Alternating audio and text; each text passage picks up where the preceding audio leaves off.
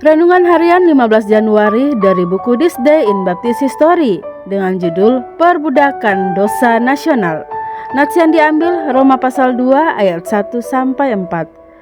Praktek perbudakan telah diperkenalkan di Virginia pada tahun 1619 dan pada mulanya ditolak oleh koloni-koloni di selatan.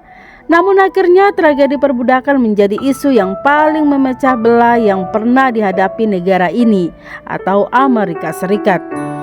Para pemimpin baptis terbagi tajam karena masalah ini, tetapi saudara-saudara dari British Baptist Union menulis kepada para pelayan Tuhan dan utusan-utusan dari gereja-gereja baptis di Amerika Serikat pada tanggal 15 Januari 1838 hari ini, mendorong mereka untuk menggunakan pengaruh mereka untuk mendatangkan emansipasi penuh.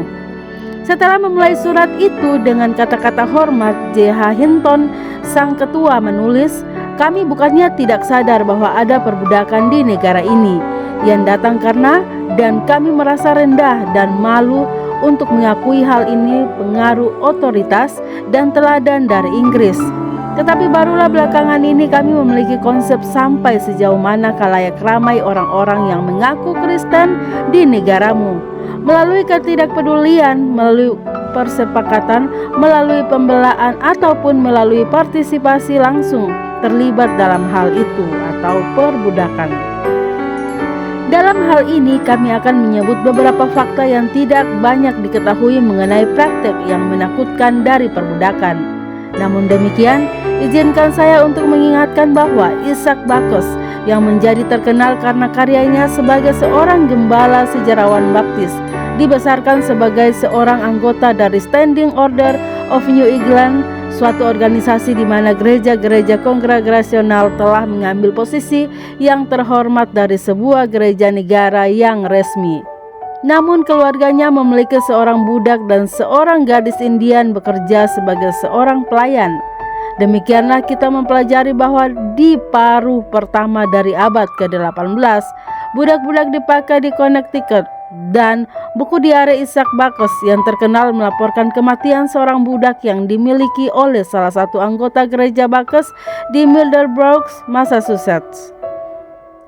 Pastinya perbudakan dilakukan baik di negara-negara bagian utara maupun negara-negara bagian selatan.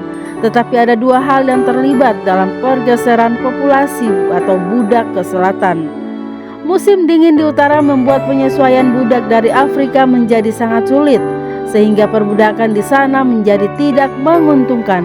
Namun, faktor terbesar tidak diragukan lagi adalah penemuan mesin pemisah biji kapas yang pada tahun 1793 memberikan kontribusi bagi dibangkitkan kembali perbudakan yang sekarang dapat dimanfaatkan secara keuntungan. Negara-negara bagian di selatan pada mulanya menolak perbudakan dan memprotesnya, namun setelah tahun 1793 mulai menganutnya. Jangan salah paham tentang hal itu. Perbudakan adalah sebuah bencana, tetapi hal itu bukan saja sekedar dosa regional, tetapi dosa nasional. Marilah kita bersyukur kepada Allah atas kebebasan yang dibawa oleh Injil. Renungan tambahan Dr. Suwanto Liau. Poin pertama, perbudakan adalah kesalahan yang dilakukan oleh Kristen tanpa lahir baru. Orang-orang Kristen lahir baru kemudian tergerak hati nurani mereka dan mulai menentang perbudakan. Dan tentu orang baptis berdiri paling depan. Baptis di Inggris adalah yang paling awal menentang perbudakan dan kemudian mengirim surat agar saudara baptis di Amerika Serikat juga bangkit menentang perbudakan. Sebenarnya dalam perbudakan, kondisi perlakuan budak sangat tergantung sikap tuannya. Ada tuan yang sangat baik, malahan lebih baik dari sikap orang sekarang terhadap pembantunya. Tetapi juga ada yang begis, seperti sekarang juga ada bos yang begis.